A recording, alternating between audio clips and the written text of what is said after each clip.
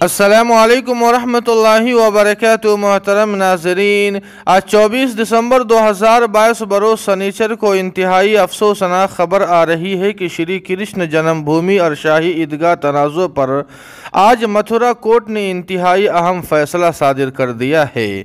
जी हाँ नाज़रीन किराम, आपको बतला दें कि श्री कृष्ण जन्मभूमि तनाज़ों से मुताल्लिक अर्जी पर समाअत करते हुए मथुरा सिविल जज सीनियर डिवीज़न की अदालत ने शाही ईदगाह के सर्वे का हुक्म दे दिया है, जो कि हिंदू फरीक के लिए एक बड़ी कामयाबी तस्वुर किया जा रहा है।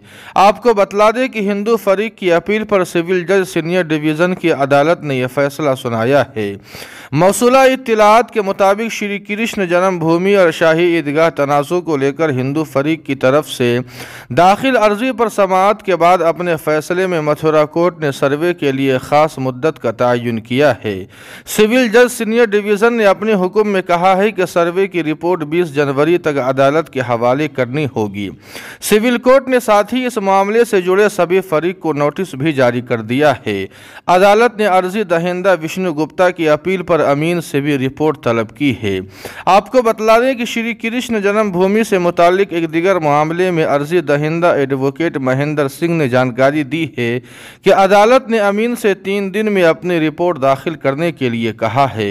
अर्जी दहिंदा विष्णु गुप्ता ने 13.37 एकड़ ज़मीन को आज़ाद कराने का मुतालबा किया।